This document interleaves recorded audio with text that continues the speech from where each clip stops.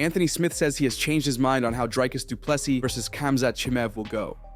With the South African's dominant win over Sean Strickland in their rematch, more people are noticing how good he is at what he does, with that awkward cardio and output-driven style he has. In his last one, he completely outmaneuvered Strickland, broke his nose, and nearly finished him. And with the Chimaev fight on the horizon, he has morphed into one of the more interesting champions in the whole company. Merab's coach, Ray Longo, even went as far to say that he thinks Dricus is the middleweight version of Merab, sharing that he couldn't help but notice the similarities between the two, especially as it relates to output and endurance.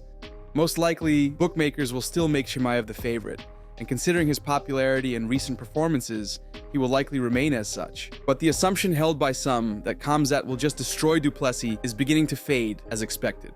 Anthony Smith explains why he's changed his view on how that fight goes down. I think that I'm an idiot because I've always doubted DDP and I just can't do it anymore. So my brain says, first of all, we got to get past Khamzat. That is an amazing task. And just earlier this week, I've gone on record saying I think that fight looks much different now than I would have thought it was going to go a year ago. So there's more in DDP's a year ago I'd have said, well, of course, Khamzat's going to go out there. He's going to grab a hold of him, take him down, throw him on the ground, and beat the shit out of him and submit him. That's what I would have said a year ago. I don't feel like that so much now.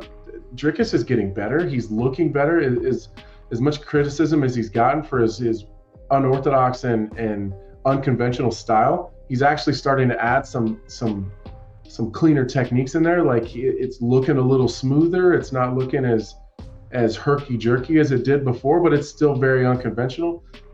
He looks to be crazy strong just by the reactions of the people that he's fighting, like how they react when he grabs a hold of them. Ilia Topuria trashes Paddy Pimblett after getting called a midget by the Englishman. The beef between these two goes back a couple of years, when Topuria was still relatively unknown to the masses in the sport, and Pimblett was one of the most popular rising prospects. Many of us remember their heated exchanges on a press conference and a hotel altercation, which gave their rivalry a degree of engagement from fans that normally wouldn't be a thing, considering they competed and still compete in different weight classes. Since then, their career paths and the pacing of it has been contrasting. Topuria became a title contender pretty quickly and is the current featherweight champion. He knocked out Alex Volkanovski and Max Holloway back-to-back, quickly becoming one of the biggest names in the company. And with the talks of him possibly moving up to lightweight to try to go for a second belt, he couldn't be in a better spot as it relates to his career. Paddy, on the other hand, despite still being undefeated, has seen much slower progress and is not even ranked in the top 10 at lightweight. Here's how Topuria responded to Pimblett's comments about him on a podcast. His hype was like momentary. In the moment he has a lot of hype, this and that, but the quality of the fighter he is, man, come on, please. Don't even compare me to that boom, because we are on different levels and everyone can see that. He was on stardom trajectory as well. He was very disrespectful to me, to my country, to all my people, and he just behaved like a idiot, He started to talk about the war we had against Russia, and that he said something. Now I understand why the Russians put the bombs in Georgia, and many kids died in that war. Many people died in that war. When you start to joke about that kind of things, just make sure that we don't find each other anywhere, because I'm gonna take your head off. He wants to build his hype laughing on people, and that's not the way I'm looking to build a hype.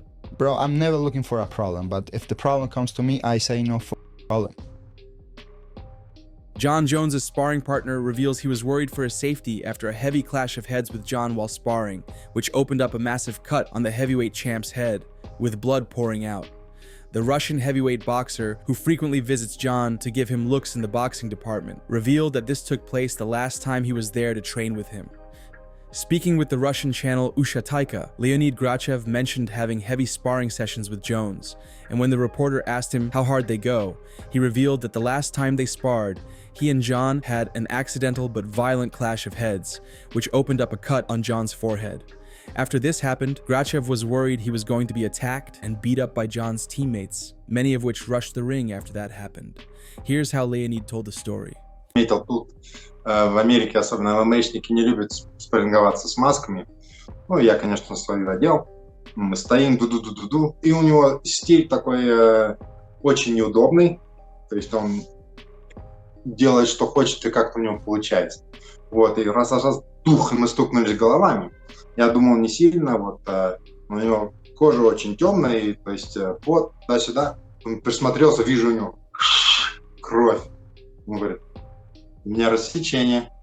Я вижу, вот все в клетку залезают. Я думаю, блин, мне сейчас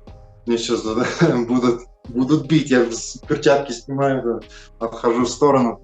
Ну, они все нормально становятся. Ну, там всегда бывает. Вот, мы так с ним. Kamaru Usman responds to welterweight contenders calling him out because they view a victory over him as a clear path to getting a title shot. UFC tends to match former champions or well-known fighters who still have a degree of interest and engagement from fans, with contenders who the company views as the most likely to not only pass the test of being elite if they haven't already, but also ones who have the highest potential of becoming a relatively popular challenger and an even possibly a champion.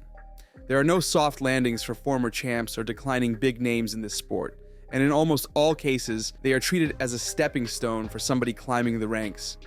Kamaru now has found himself in that kind of situation. He has lost 3 fights in a row, and following his 2 championship defeats to Leon Edwards, they gave him Khamzat Chimaev. Despite being competitive in that one, he still lost via decision, boosting Chimaev's hype further. Kamaru hasn't fought since then, but he's been itching for a fight, and according to him, we might get some fighting news pretty soon. On his podcast with Henry Cejudo, the former welterweight champ commented on getting called out by different welterweight contenders. You know, I appreciate that. You know, at the end of the day, I feel like people want me to be upset that all these clowns, or not, I don't even want to say that, all these guys are calling me out. No, I feel I'm grateful that these guys all are calling me out because they see that I am the big dog in the weight division. I'm the whale. I'm the big guy in the division. I'm the big name that they all want because they think that's potentially where it's going to get them to that title shot. So I appreciate that. But I'm the big dog that you don't want. Because when you step in there and then you get, you know, we start rumbling and you realize, oh, I didn't want this. It's too late by then. So it is what it is. It doesn't matter who it is. Like I said, when I'm good and ready, you will be the first to know. And okay, I'll call their name or their number. Yeah. Damn. So